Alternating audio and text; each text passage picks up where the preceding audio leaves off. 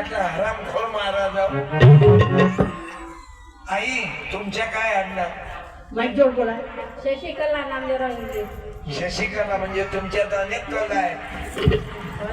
शशिकला मावशी गाणं म्हणत असतं का? बोला. येते का एखादं गाणं? गवळण म्हणत असतं. धरीला म्हणा पंढरीचा चोर. म्हणा थोडंसं म्हणा लागतं म्हणा. म्हणा ना.